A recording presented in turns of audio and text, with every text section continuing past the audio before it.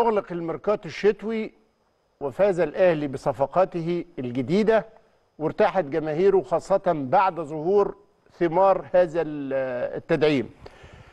جراديشار وبن شرقي ومصطفى العش وأحمد رضا، دي صفقات الأهلي الأربعة، ويبقى تريزيجيه انتظارا لنهاية الموسم.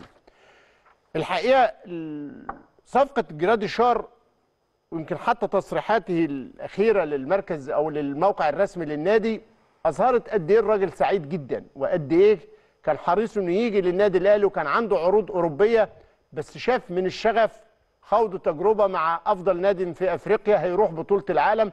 قال لك لحظة جنون إن أنت تلعب ضد انتر ميامي وليونيل ميسي، دي لحظات ما بتجيش كتير. فإلى هذا الحد قيمة الأهلي ومكانته كانت جاذبة للاعب أوروبي. المدير الرياضي لمنتخب سلوفينيا استضافوا على الهاتف الزميل كريم رمزي في القناة الأولى وسألوا عن جراديشار وانطباعاته عن هذا اللاعب ومشاركته مع الأهلي. نشوف. أشعر من كلامك أنك ما كنتش متحمس جدا لفكرة انتقاله للعب في القارة الأفريقية وفي مصر، طبقا لفكرة أنه هيغير أجواء معتاد عليها في القارة الأوروبية. هل أنا فهمت صح؟ لا، وإنما فقط أردت أن أقول أنها رغبة وأنه قرار اللاعب في نهاية المطاف.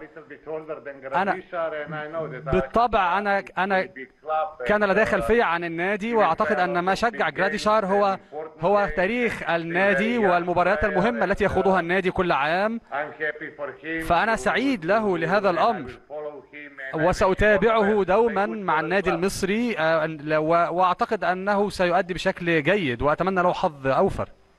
هل ابتعاده عن القارة الأوروبية ووصوله إلى النادي الأهلي يقلل من حظوظه مع المنتخب السلوفاني، خاصة أنه هو تألق في المشاركات الأولى؟ أعتقد أنه لن يكون بعيدا عن المنتخب، خصوصا أنه يظل لاعب شاب ويظل يستدعى للمنتخب الأول. أعتقد أنه لديه فرصة مع مديرنا الفني، لأننا نعرف أنه لاعب جيد وأنه يشارك الآن مع نادي كبير، يشارك في بطولات كبيرة، فبالتالي لديه فرصة رائعة للمشاركة. لا أرى سببا لاستبعاده عن المنتخب، ولا أرى سببا لعدم وجوده في قائمة المنتخب السلوفيني. معلش كريم، السؤالين الاثنين في اتجاه. هو أنت ليه ما حاسس إنك مش مبسوط ومش موافق إنه يجي مصر أفريقيا ومصر؟ قال له لا بالعكس، دي رغبة اللاعب، وهو كان عارف النادي الأهلي ومبسوط قوي بالالتزامات الدولية الكبيرة اللي بياخدها النادي الأهلي، وكان حريص إنه يجي. يوم يقول له تاني إيه؟ طب هي دي مش هتبعده عن منتخب وكأنه هيبطل. هو خير يا كريم.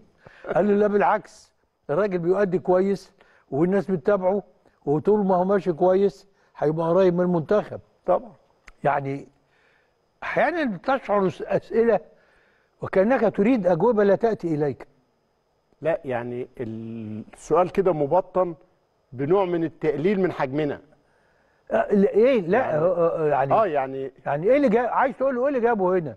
بالظبط، انا بقول لك وده يعني كلام ده انطباع سلبي شويه. ما علينا. طيب بس كويس ان هو سمعها منه بقى. الراجل بالعكس كل حاجه يقول له بالعكس. أيوه. بالعكس كذا كذا. طيب سألوا كمان كريم رمزي عن انت هتتابعه بشكل كويس هنا في مصر، وهل هتعتقد انه هينجح هنا ولا لا؟ نشوف. بالنسبة للجماهير المصرية ما يعرفوش اللاعب بشكل جيد، ما شافوش كتير كونه كان موجود في الدوري المجري، بس وانت معايا ممكن تقول لي هي ابرز مميزاته وابرز امكانياته الفنية. بالنسبة لي من المهم أن نقول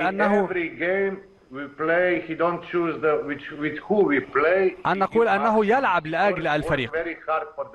أعتقد أن جراديشار يبذل قصارى جهده لأي فريق يشارك له. من المهم أن نعرف ذلك عن اللاعب في البداية، ومن المهم لأي فريق أن يكون لديه هذا النوع من اللاعبين. بالنسبة لي بالنسبة لي جراديشار لا يفكر في نفسه، لديه الجودة ولديه المميزات الرائعة التي تتواجد في أفضل اللاعبين. أعتقد أنه يبذل قصارى جهده لمساعدة الفريق. أعتقد أنه لديه هذه المهارات ولديه هذه الجودة الفردية، ولكن ما يميزه هو أنه لاعب جماعي، وهذا ما شجعنا لنضمه لفريق تحت 21 عام من قبل مع سلوفينيا. المرة دي أنا أحيي كريم على السؤال ده، لأن الحقيقة هو إيه مميزاته؟ والناس يعني الدوري المجري مش متابع ولا السلوفاني هنا إلا من خلال تقارير يعني.